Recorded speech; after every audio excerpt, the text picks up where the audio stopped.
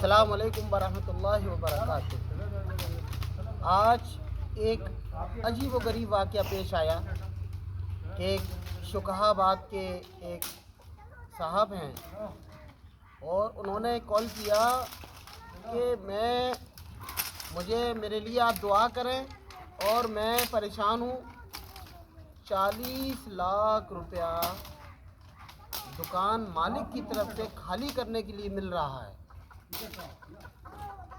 तो आप मुझे बताएं कि मैं पैसे को पहले लूं, दुकान को बाद में खाली करूं, या उनके कहने के मुताबिक दुकान को खाली कर दूं। उनका नाम अनिल है। तो मैंने कहा भाई ये दुकान आपकी है कि नहीं। फिर मैंने उनसे पूछा ये दुकान किसकी है। कहने लगे किराए की है। ये किराए पे दुकान किसने ली। कहने लगे दादा ने ली। दादा ने दुकान ली, पोता 40 लाख रुपए उस दुकान मालिक से वसूल कर रहा है। अब बताइए कहाँ से कामयाबी मिलेगी, कहाँ से परेशानी दूर नहीं होंगी। मैंने कहा याद रखो तुम अपनी नस्लों के हाथ में भीख का कटोरा देने जा रहे हो। अगर तुम चाहते हो अपनी परेशानियों को बचाना और हमारी नस्लों के हाथ में भीख का कटोरा ना आए, नस्लें परेशान ना हो, नस्लें तबाह बर्बाद ना हो, तुमको चाहिए 40 लाख रुपया तो दूर की बात है, तुम उससे हाथ जोड़कर कहो कि हमारे बाप दादा ने जितना तुम्हें परेशान किया है, मैन मार्केट में दुकान है, जितना परेशान किया उसका मुआवजा देने के लिए हम तैयार हैं और हम तुमको उल्टे पैसे देने के लिए तैयार हैं। तुम बताओ हमको हम कितना दे दें।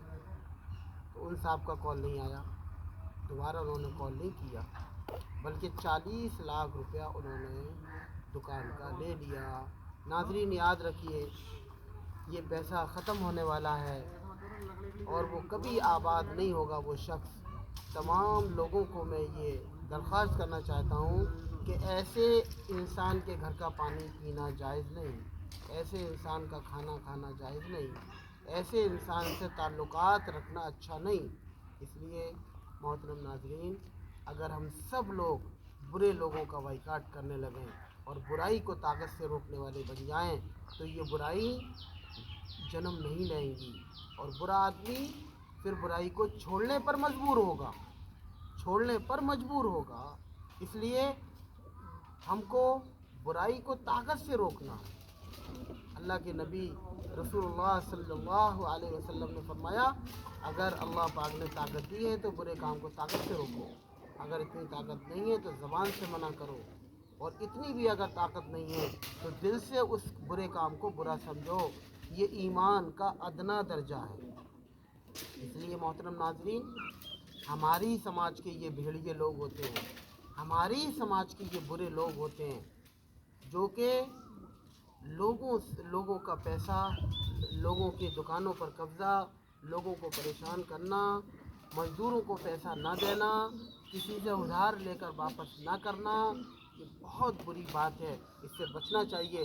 एक मर्तबा जनाजा आया और रसूलुल्लाह सल्लल्लाहु अलैहि वसल्लम की आदत शरीफा ये थी कि आप खड़े होकर ये कहते कि ये कर्जदार तो नहीं है, कोई किसी के ऊपर इसका कर्जा तो नहीं है।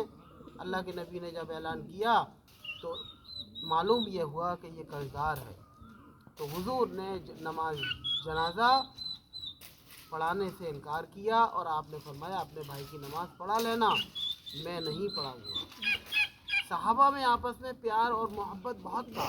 एक सहाबी खड़े हुए और फरमाया या रसूलल्लाह, मैं इसका कर्जा अदा करता हूँ, आप नमाज़ पढ़ाइए। तो मेरे मोहतरम नाज़रीन, कर्ज़ा इतनी बुरी बला है, इतनी बुरी चीज़ है कि इसको हमको अदा करना चाहिए।